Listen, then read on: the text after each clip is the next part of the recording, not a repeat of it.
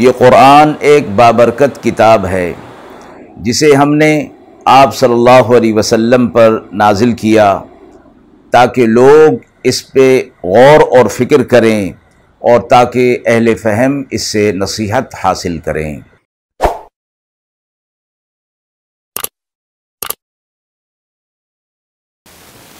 بسم اللہ الرحمن الرحیم۔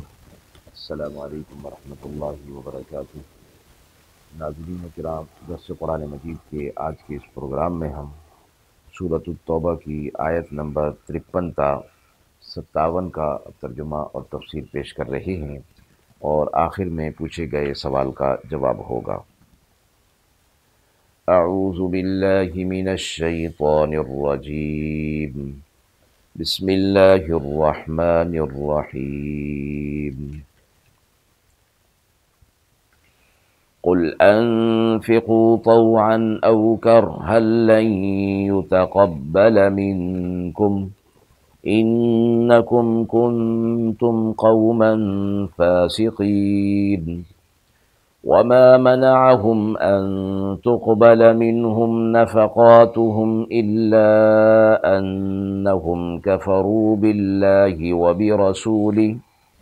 ولا يأتون الصلاة إلا وهم كسالى ولا ينفقون إلا وهم كارهون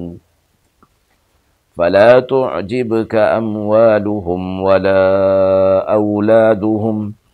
إنما يريد الله ليعذبهم بها في الحياة الدنيا وتزهق أنفسهم وهم كافرون ويحلفون بالله إنهم لمنكم وما هم منكم ولكنهم قوم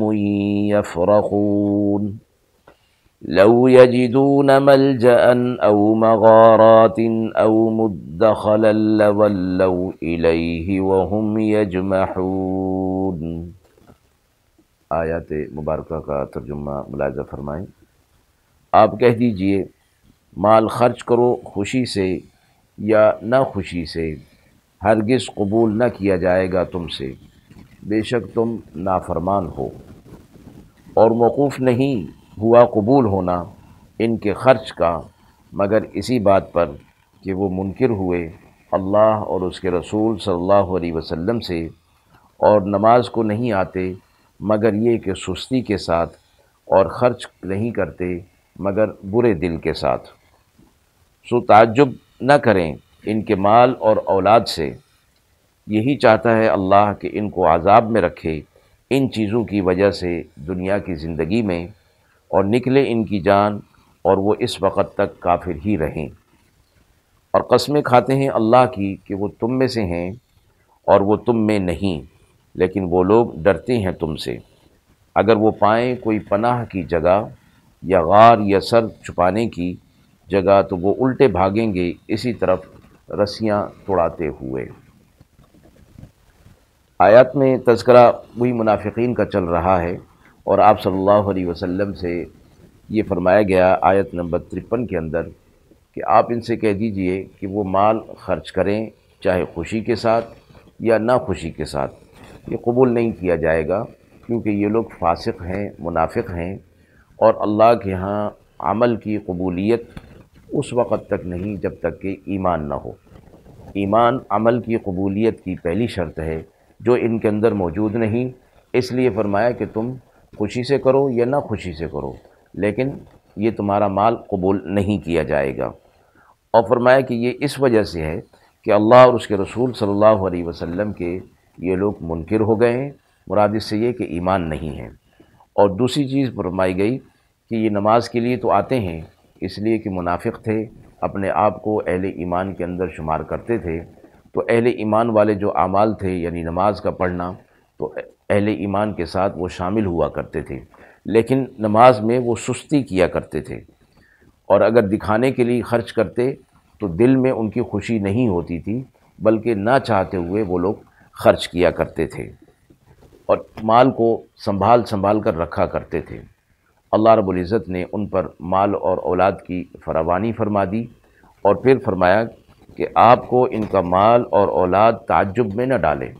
یعنی ان کے مال اور اولاد کی کثرت کو دیکھتے ہوئے آپ یہ نہ سوچیں کہ یہ ان کو دنیا کے اندر نعمتیں کیوں مل رہی ہیں۔ آگے اسی کا جواب دیا گیا کہ اللہ یہی چاہتا ہے کہ ان کو انہی چیزوں کی وجہ سے دنیا کی زندگی میں عذاب میں رکھے، یعنی یہ مال اور اولاد، جیسے دوسری جگہ پر فرمایا گیا کہ آزمائش اور فتنہ ہے، اور اس کے اندر پڑھ کر انسان آخرت کو بھلا دیتا ہے، تو ان کا مال اور ان کی اولادیں یہ اسی وجہ سے ان کو عذاب کے اندر مبتلا کیے ہوئے ہیں۔ یعنی مال اور اولاد جب مل گئی تو پھر اس کو بڑھانا، پھر اس کو سنبھالنا، پھر اسی کے لیے ساری محنت اور کوششیں بھاگ دوڑ کرنا، پھر اسی میں ہی لگ جاتے ہیں، اور یہ صورت ان کے لیے ایک عذاب کی ہو جاتی ہے دنیا کے اندر،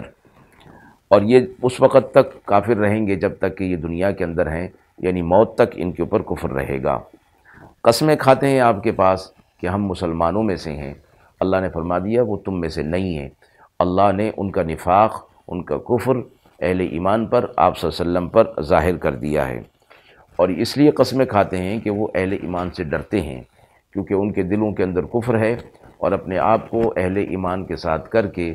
ان کے ساتھ رکھ کر اور کہہ کر ان سے جو فوائد ہیں وہ حاصل کرنا چاہتے ہیں۔ ورنہ اگلی آیت میں فرمایا اگر ان کے لیے کوئی اور پناہ کی جگہ ہوتی یا کوئی غار یا سر چھپانے کی جگہ ہوتی تو یہ ادھر ہی کو بھاگ جاتے، اہل ایمان کے ساتھ نہ رہتے۔ ان کی مجبوری ہے کہ انہیں اہل ایمان ہی کے ساتھ رہنا ہے، اس لیے قسمیں کھا کر اپنے ایمان کا اور اپنے مسلمان ہونے کا اظہار کرتے ہیں، جبکہ اللہ نے فرما دیا ایسا کچھ نہیں ہے۔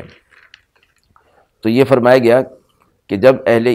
ان کے اندر ایمان نہیں ہے اور کفر ہے تو ان کا مال اللہ کے ہاں قبول نہیں ہوگا۔ آیت کے حوالے سے سوال پوچھا گیا ہے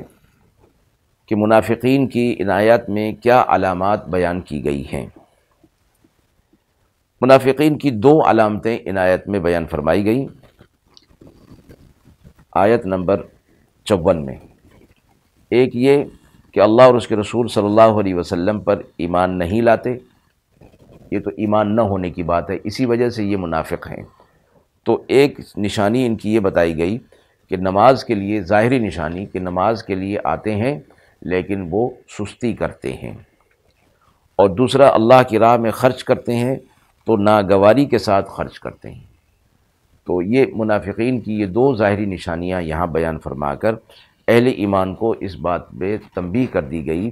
کہ نماز میں سستی، کاہلی اور صدقات کو خوش دلی کے ساتھ خرچ نہ کرنا، ناگواری پیدا ہو جائے دل کے اندر خرچ کرتے ہوئے، تو یہ علامت منافقین کی ہے۔ اس لیے اپنے آپ کو ایسی علامتوں سے